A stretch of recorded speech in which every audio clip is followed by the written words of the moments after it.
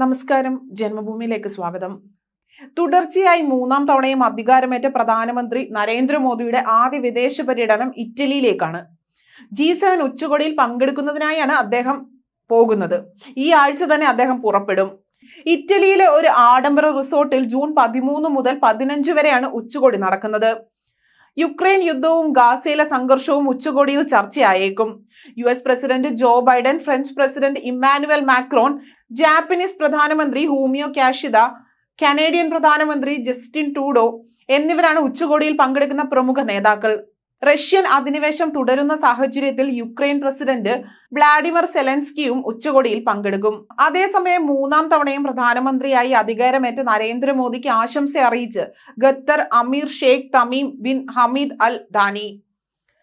ഇരു നേതാക്കളും നടത്തിയ ടെലിഫോൺ സംഭാഷണത്തിലാണ് ആശംസ അറിയിച്ചത്. കൂടാതെ ഇരു രാജ്യങ്ങളും തമ്മിലുള്ള ബന്ധം ശക്തിപ്പെടുത്താനുള്ള പ്രതിജ്ഞാബദ്ധതയെക്കുറിച്ചും നേതാക്കൾ സംസാരിച്ചു.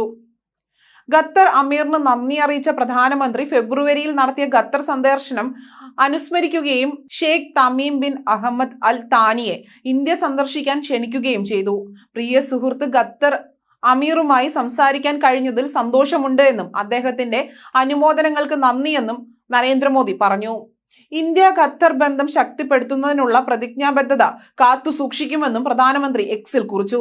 കൂടാതെ ഖത്തർ അമീർ പിറന്നാൾ ആശംസകളും ഈദ് ആശംസകളും പ്രധാനമന്ത്രി നേർന്നു.